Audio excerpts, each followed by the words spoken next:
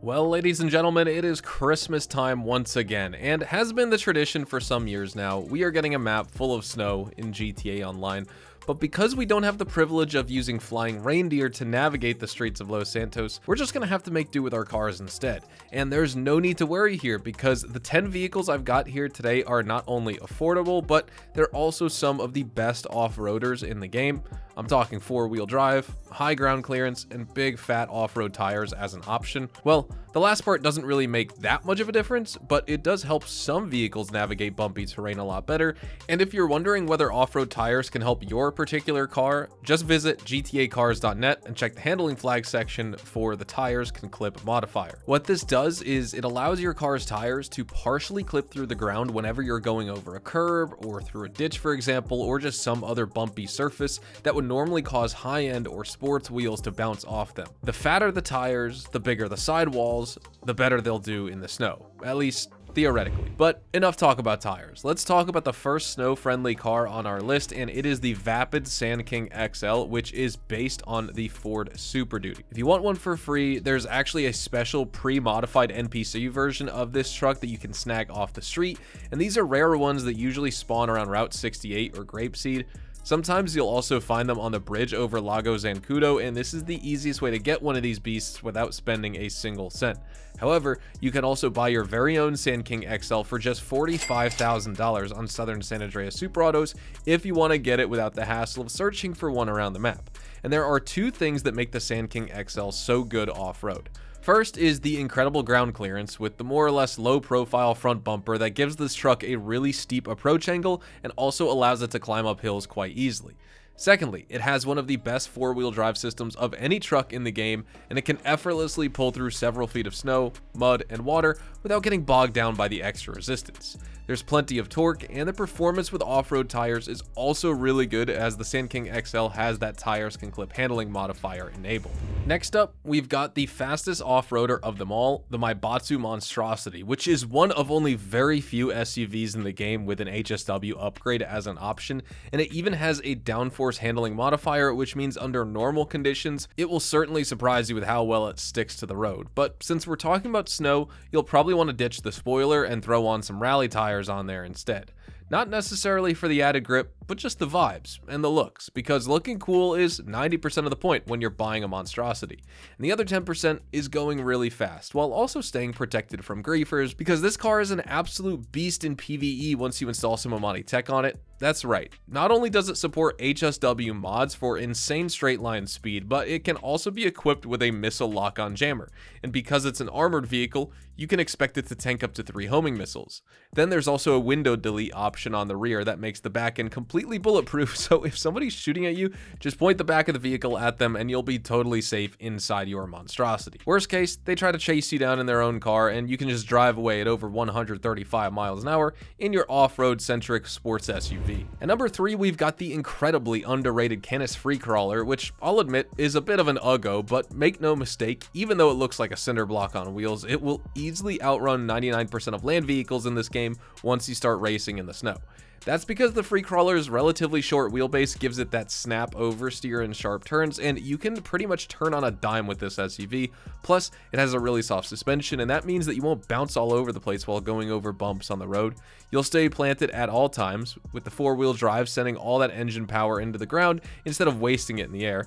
It does cost $597,000, which is more expensive than some of the other off-roaders on my list, but that's still peanuts compared to car prices in today's GTA Online economy, so I think most of you watching this video can easily afford the Freecrawler without putting too much of a dent in your holiday wallet. And now for a surprise pick that I'm sure is going to raise a lot of eyebrows here today, the Imponte Deluxo. Does it have all-wheel drive? Nope. Does it have good ground clearance? Lol, not at all. Does any of that matter? No, of course not, because where we're going, we don't need any roads. Instead, when the going gets tough, you can just retract the wheels of this car and fly away, leaving all the plebs stuck behind you in the snow as they gaze up at you helplessly from the ground. And if one of them tries to get smart with you, you can show them the other, less cheerful side of the Deluxo by hovering in place, doing a 360 spin, and jamming a homing missile straight in their head. And I must remind you, the Deluxo's homing missiles are good. Really good. On the same level, in fact, as the ones found in the Ruiner 2000 and sort of like the Vigilante, except slightly better. So while it's not all that great on the snow by default, it also doesn't have to deal with it because it's literally a flying car from the future that shoots missiles. The only downside is that it's also the most expensive car in the game, and it will set you back a ridiculous $5.75 million, but if you're someone who already owns a mansion or two, I'm sure you'll find some change laying around in between your couch cushions, and you'll have no trouble purchasing a Deluxo for yourself as a little Christmas gift to end off the year. But if you want something a bit more affordable, I've got you covered. Meet the Ubermacht Cipher. This is essentially a BMW M2 with a few bits and pieces taken from other BMW vehicles like the 8 Series and M5. At $1.5 million, it is the cheapest car on today's list that you can buy, but it's not particularly expensive either, so most of you should be able to afford it without any issues. As for handling in the snow, the Cipher isn't going to be quite on the level of a dedicated off-roader, as it's primarily a sports car, of course, and it doesn't have all that important four-wheel drive, which you need to be stable off-road. However, despite its shortcomings in the drivetrain department, this coupe is easily one of the most fun vehicles to drive in the snow regardless. The rear end slides out, but it does so in a way that's predictable and easy to correct, and if you get some practice in, you'll find yourself drifting and slipping through the corners like a pro in no time. The Cipher also doesn't have the highest top speed at 113 miles per hour, but it's more than fast enough to have some good old-fashioned rear-wheel drive fun. Plus, it looks and sounds really good, which makes it stand out from the usual off-roaders you see on the streets. Then at number 6, we've got an off-roading thoroughbred in the Canis Terminus. This comes in two versions, the regular Terminus and the Terminus Patrol, which on account of being a police vehicle will cost you nearly 3 times as much. But if you don't care that much about the siren and the cop lights, save yourself that $3.3 million and get the regular Terminus instead. It has the same all-wheel drive as the police variant, the same ground clearance, and the same top speed of 119 miles an hour. The police version is slightly quicker around the bends, but if you're buying something like this, you probably won't be spending a whole lot of time on a racetrack. And speaking of its off-road performance, the Terminus is absolutely incredible. It's a Jeep Wrangler, which means there's no stream it can't cross and no hill it can't climb.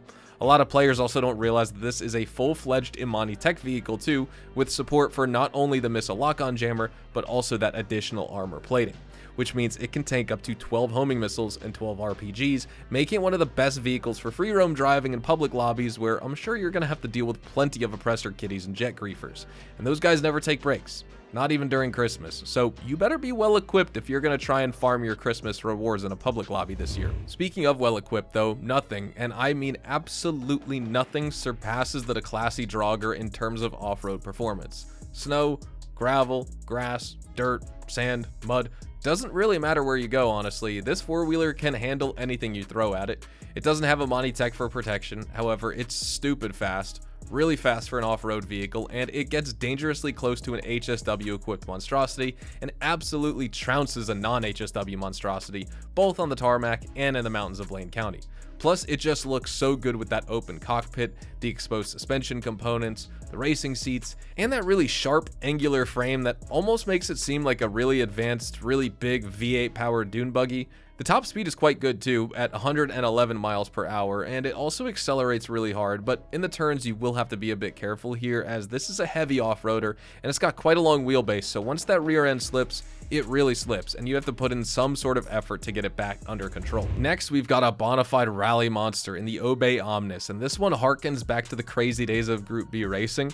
It even has a classic rally livery, which is heavily inspired by the Walter Rall's Audi Quattro Sport, and the overall silhouette is unmistakably similar to that of the Audi. The only real downside of this car is its understeer, which becomes quite prominent once you go into 4th and 5th gear, and at those higher speeds, it also requires some fiddling around with the e-brake to hit those sharper corners, but if you're just driving around casually in the snow or doing some recreational driving in the back roads of Sandy Shores, it's honestly perfectly fine and even a lot of fun. Customization options are also quite limited here, which is a drawback of this vehicle, but then again, this car also looks really good even in its default state, and the few liveries that it does have are very good in my opinion. It costs $701,000. Also, if you have either the Criminal Enterprise Starter Pack or even the Premium Edition of GTA 5, which comes with the Starter Pack pre-installed, you probably already have this car available for free, and all you need to do is claim it from Southern San Andreas Super Autos and that in-game website. Alrighty, at number 9, we got an absolute chonker of an off-road vehicle, and if you've never seen a G63 AMG 6x6, this is basically that same vehicle. It's a weird cross of a heavy-duty military truck, a pickup, and a luxury sports SUV, all blended together into one massive $249,000 monstrosity, which, if you think about it, really isn't that bad of a price considering the fact that most normal SUVs cost over $1 million in this game nowadays, and that low price is no coincidence either, because this vehicle was released all the way back in the year 2014 with the I'm Not a Hipster update. So while it's not a true OG vehicle from 2013, it's definitely more OG than most of the vehicles on this list. But what about the off-road performance of it? Well, the Dubsta 6x6 has a genuine all-wheel drive, which means all 6 wheels on all 3 axles are being driven at the same time. This gives it an insane amount of traction in the snow, and it also has that tires can clip handling modifier enabled, which means it does benefit from off-road tires. Top speed is nothing special at 104 miles per hour, and it accelerates like the world's laziest sloth, but once you get going, it feels really awesome in the snow. Just be aware of turns, because this thing is as long as a house, and probably weighs as much as one, to be honest. And finally, for vehicle number 10, we've got the newer, but actually older, Declasse Yosemite 1500, which is the world's most expensive older Chevy Silverado at over $1.2 million. And while on the outside, it doesn't look like anything special with its skinny tires and basic early 2000s body style, in reality, this is one of the best handling trucks for the snow. It accelerates even slower than the Dubsta 6x6 if you can believe it, but it does have a higher top speed and it's significantly better at turning in the snow. And because of its more modest performance characteristics as well, you'll find that you can absolutely whip this Yosemite 1500 into a turn on snow at full throttle and it won't spin out on you, not even once. It also has some pretty decent customization options when it comes to the hoods, grills, and bumpers, so you can tune it up to make it look a bit more exciting than stock. Overall, I love the Yosemite 1500, and I also think it's one of the more slept-on off-roaders in the game, and were it not for the slightly steep price point, it would easily be a 10 out of 10 recommendation in my opinion. But that's all I have for today's video. Let me know in the comments which cars, trucks, or SUVs you guys like to use most during the snow season and the Christmas update, and why. Or do you just take the easy way out and use a flying vehicle instead?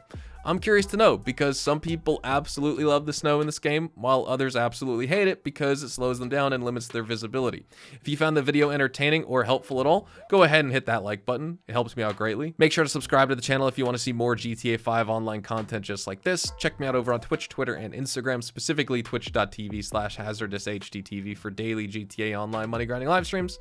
Hopefully you all have a fantastic day, and I'll see you guys in the next GTA 5 video. Adios, amigos.